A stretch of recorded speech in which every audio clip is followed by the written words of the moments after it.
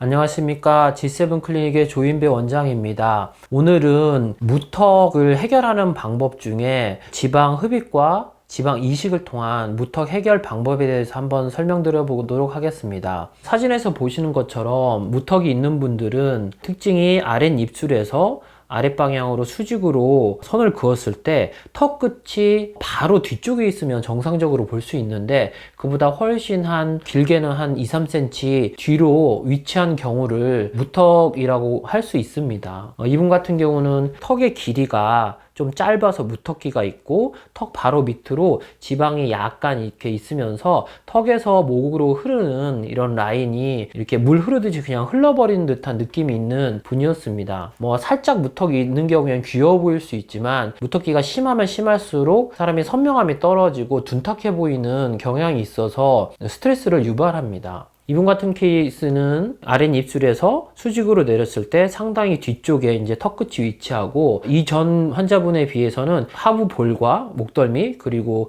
턱에서 목까지 굉장히 이렇게 지방이 많이 있어서 훨씬 더 둔탁해 보이는 그런 이미지로 스트레스를 유발시키는 그런 상태였습니다.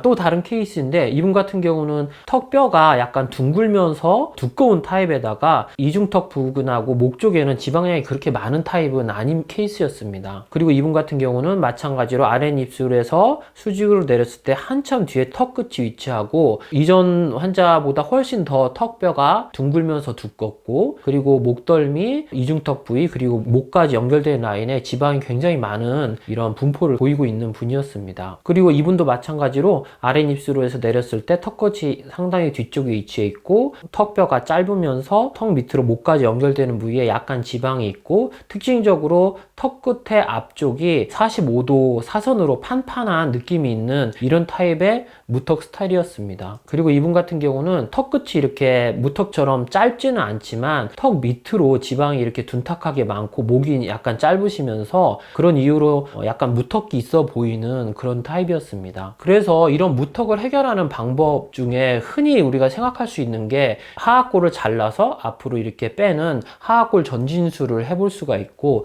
안 그러면은 입 안쪽에 점막을 통해서 절개를 하고 들어가서 턱 끝에 보형물을 이렇게 넣는 방법을 흔하게 생각하는데, 사실은 지방 흡입과 지방 이식을 통해서 이런 무턱기를 상당 부분 해결할 수가 있습니다. 먼저 지방 흡입을 통한 무턱의 해결 방법을 설명드리면, 이분이 처음 말씀드렸던 분인데 무턱기가 있고 턱에서 목으로 이렇게 그냥 흘러버리는 이런 느낌이 있었는데, 턱 끝과 목으로 이루는 이 앵글 쪽에 있는 지방을 충분하게 빼주고 여기 있는 스킨을 리프팅 시켜주면은 수술 후에 턱이 길어지면서 무턱기가 좋아지는 것을 알 수 있습니다. 보시면은 이분이 이제 이중턱 부위와 목 부위까지 제가 지방 흡입을 했었는데, 수술 후에 약간 무턱기가 호전되면서 턱이 약간 길어 보이는 것을 알 수 있습니다. 마찬가지로 이분도 아까 이 목덜미와 목까지 그리고 이중턱 부위에 충분한 양의 지방을 흡입해주고 스킨을 리프팅 시켜준 결과 수술 후에 무턱기가 다소 해결된 것을 알 수 있습니다. 같은 분의 45도 옆모습에서도 턱 바로 밑에 있는 이중턱에 있는 지방을 충분히 빼주고 리프팅 시켜준 결과 수술 후에 턱선도 조금 이전보다는 선명해 보이고 무턱기가 해결되면서 얄쌍한 모습으로 된 것을 알 수 있습니다. 마찬가지로 이분도 아까 세 번째 보여드렸던 분인데,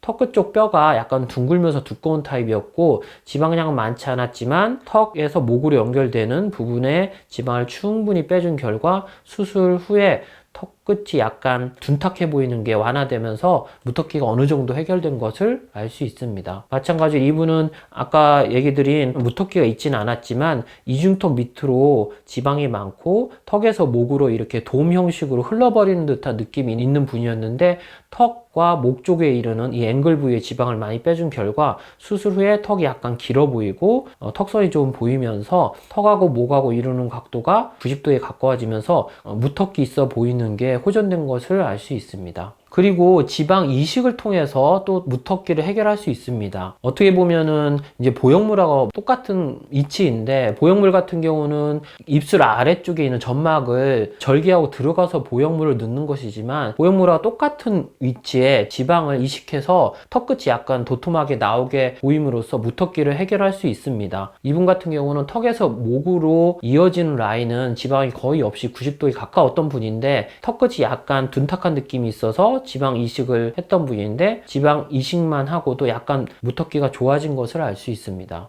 그리고 이전에 얘기한 지방 흡입과 지방 이식을 같이 콤비네이션 해가지고 시술을 해주게 되면은 무턱기가 상당히 호전되는 경우가 있습니다. 처음에 보여드렸던 케이스인데 턱뼈가 약간 둥글면서 두껍고 턱에서 목으로 이어지는 이런 라인이 둔각으로 이어지는 분이었는데 특징적으로 이분은 이중턱 부위와 목 쪽에 지방이 굉장히 많았던 분입니다.